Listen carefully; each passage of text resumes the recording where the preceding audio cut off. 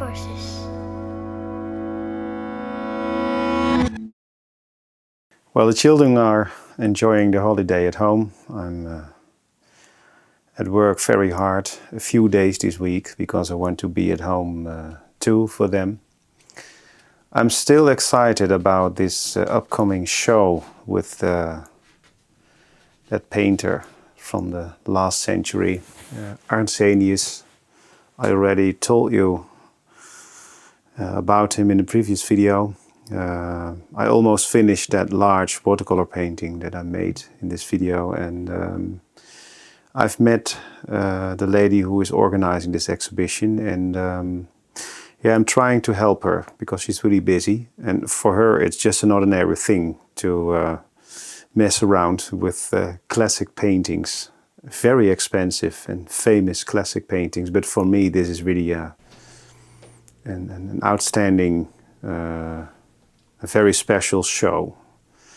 You must imagine that this is a painter that I've admired since my childhood. And as I told you at the Art Academy, the teachers weren't very happy with my fascination for this period. And yeah, we had long discussions about my favorite art. Well, not my favorite art, but the way I saw reality and how I was able to show it in paint. And of course, these discussions were very interesting, but also very hard, but because I only could admit that there was a certain, no, not there was, there is a certain way I see reality, and this is just personal. And it's a fact that those painters from the last century showed it in this way already. Of course, maybe old-fashioned these days, and I'm always open for new art and modern art. Fresh new paintings. But as a beginner at the Art Academy, I was... these paintings, these old paintings, looked quite new to me, and I was trying not to copy them, but I was studying on these paintings. But sometimes these painting teachers became really angry, and they shouted something like, you are just like a 80-year-old painter. Your paintings don't look like a young painter, a modern painter, but from someone who is already 80 years old. I was very happy when they told me this. It sounded in my ears like a compliment.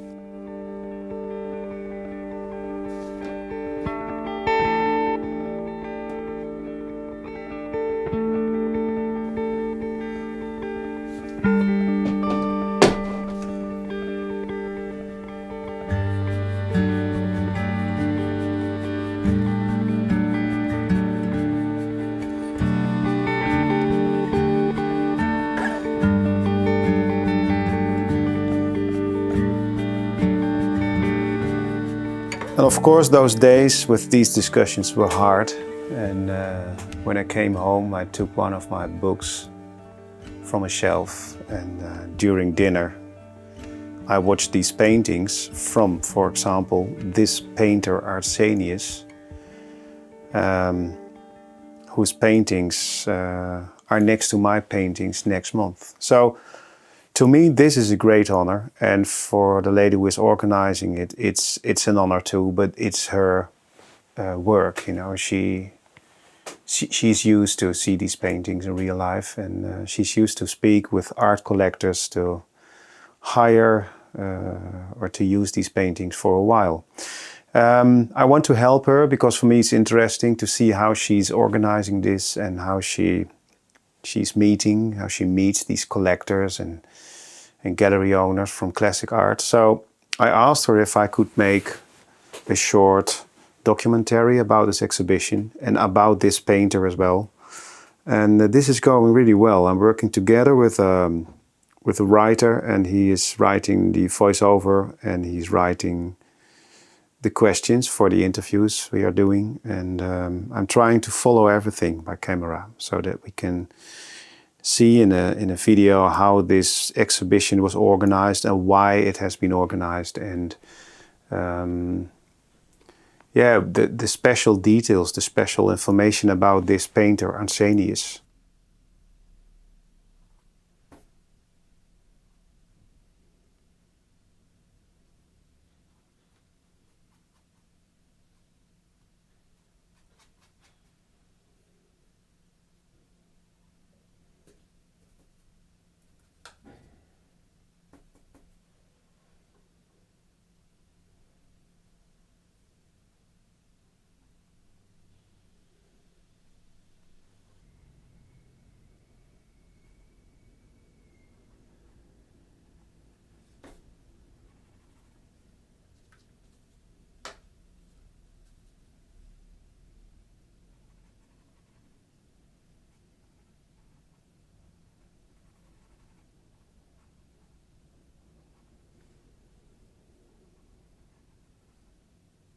Most of the time when you hear people talk about the old painters, it's almost, in every article, it's always a historical view, an historical approach.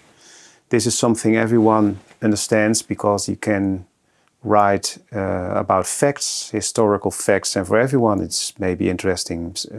For the people who are living in this part of Holland, for sure, because everyone knows these streets that are still existing, and these streets have been painted by a painter like this painter.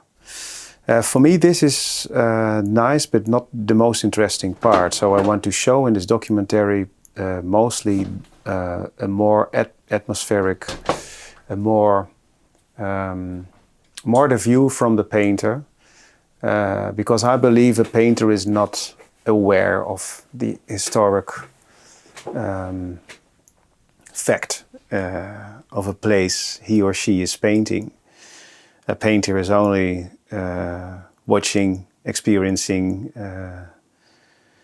listening to the sounds, and trying to create a painting that comes the closest to what he or she has seen. And you forget, or I forget actually, what I'm painting. That was what I explained in the previous video when I said I actually don't know what I'm looking at.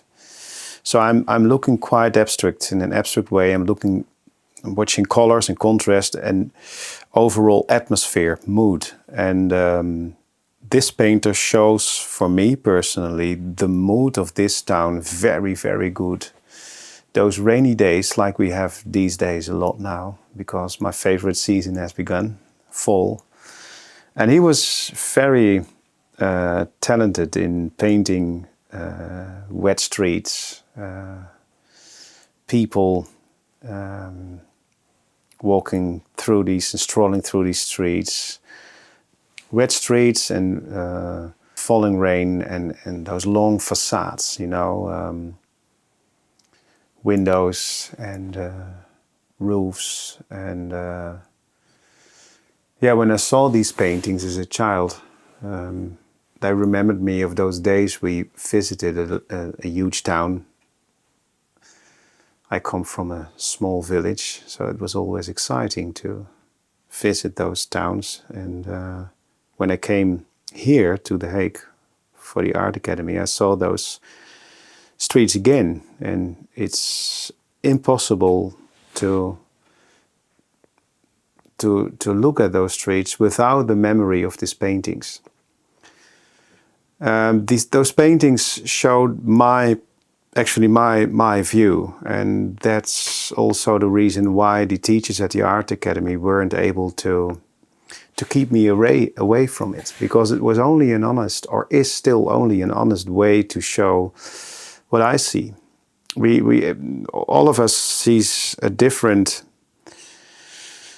painting when we are somewhere, when we are on a location, and you ask everyone to describe what he or she has seen. It's everyone describes a different location actually, and I think in this documentary that I'm making, I think that's the main point that I want to describe, that how we need art to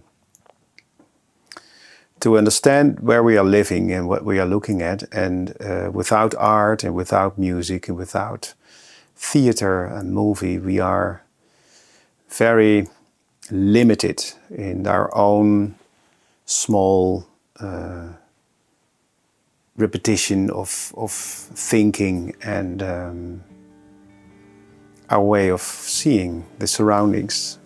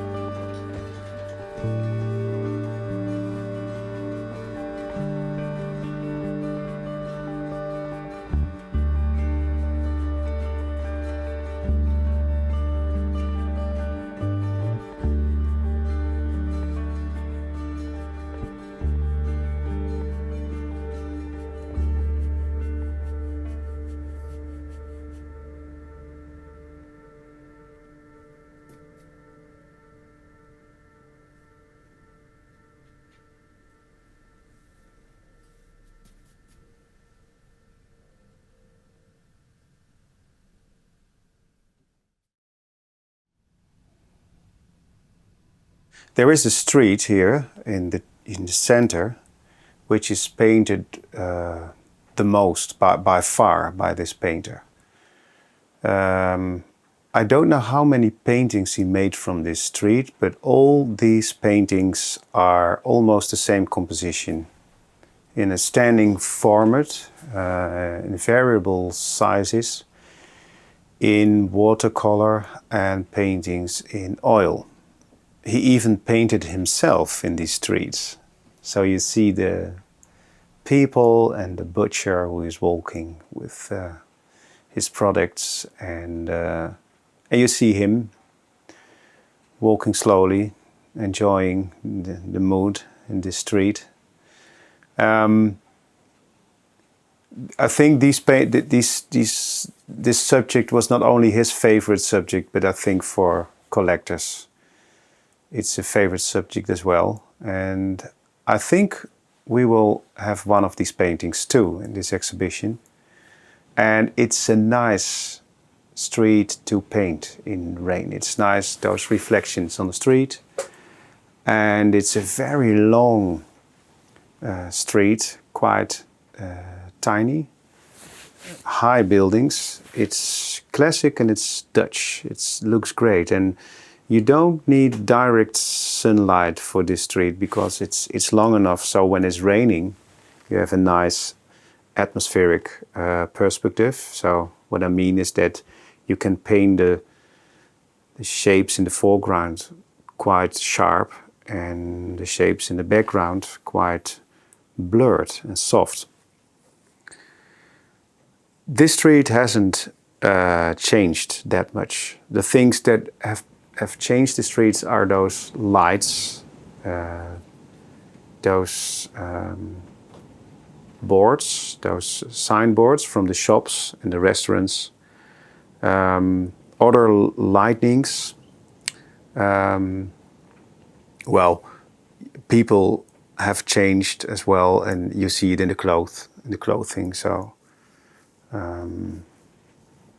and yeah, I think these days in during wintertime, it's so nice to show all the lights that cities use in those streets to make it comfortable and to make it cozy, and yeah, that it is for people still nice to be there when it's raining. So they have already fixed all these lights in the center, so I can paint these lights too. When I paint a very complicated subject like this, the first thing I do not want is show it in this complicated way.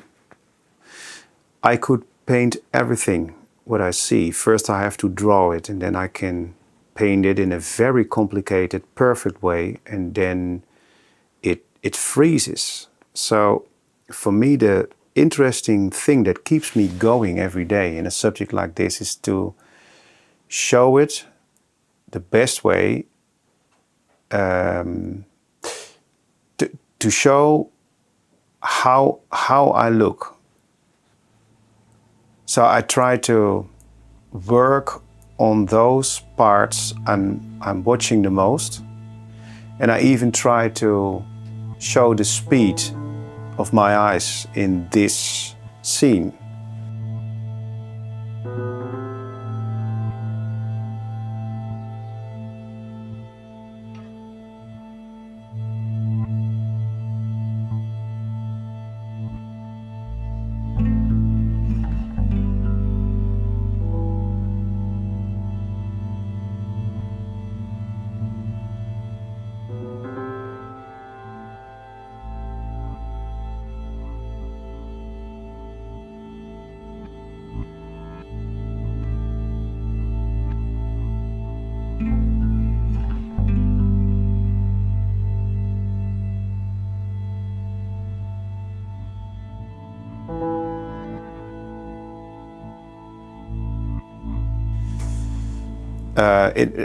The focus point there, I'm always hanging around over there with my view, and my eyes stand still over there, and then I search more and more in the subject, and that goes quite fast until I see a more interesting part, and then I keep on hanging around there too.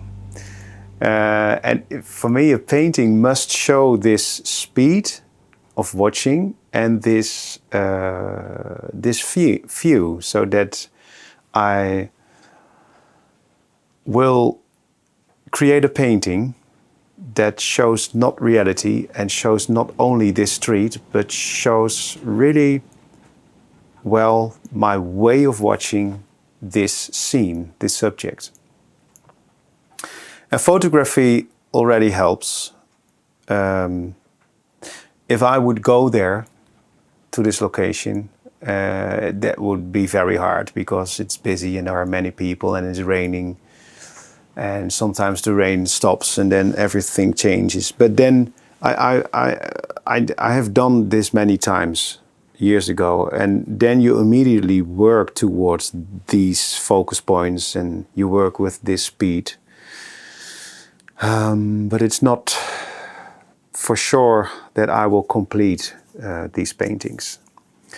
And now when you are planning your exhibitions and when you are working for customers, it's very comfortable to work from photographs, from pictures that I took myself. And with those experiences that I have from working outside on the spot, it's possible to work in that style and that speed here in my studio.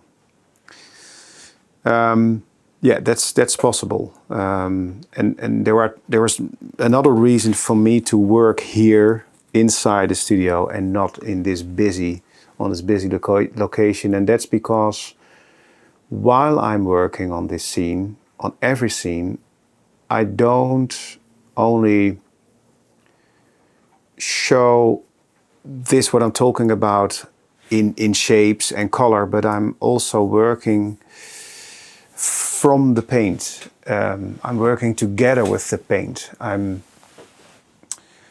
not only modeling my view on this scene, but I'm also playing with the paint, the gouache, the watercolor, maybe gold, pure gold as well.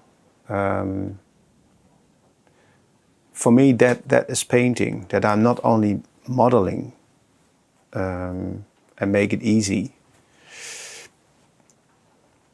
but I'm experimenting too. And watercolor paint is the best paint, in my opinion, to experiment on scenes like this. Of course, there are techniques to paint these streets, beginning in the background with a lot of water and ending in the foreground, finishing it over there in details. And that's the way I work often in most of the cityscapes. I do this. But I think when the seasons are changing, like now, I prefer to change this way and to see it as a game and to experiment more and more with the paint and other pigments and to find this borderline where the painting where it could go wrong, where I could mess it up, and that's so exciting. Then I become so focused and very concentrated on what I'm doing, and time goes very fast, and I work very fast. I need to work very fast this week because I'm only here, I think, 2 or 3 days because of this holiday for the children. I will be home as well. But I think I will finish this one this week. It goes really nice. It goes very well.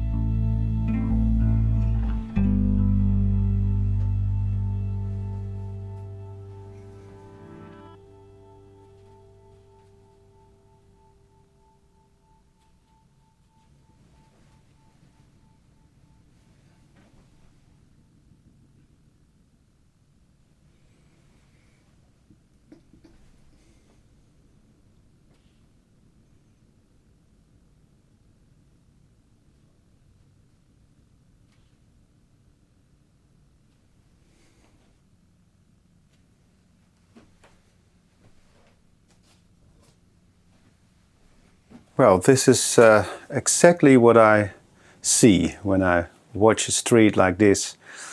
That foggy mood, and I like to see the people in a composition on their back and disappearing in the wet, foggy mood of a rainy day. So it needed a little red too in the foreground. I made that guy on the left, I gave him a red jacket. He didn't have any red jacket actually, but you can make it red in your painting. There were more lights in the sky above the street, but I wanted to keep it more empty like this. That's what I want to do now. Maybe I think different about this next week, but I think it's becoming too busy in the sky when I would add more lights. And I add more light boards. Is that a word? You know, those signs from the shops. I gave them more color, and I made a few more than you actually see, and that's nice to reflect in the wet street.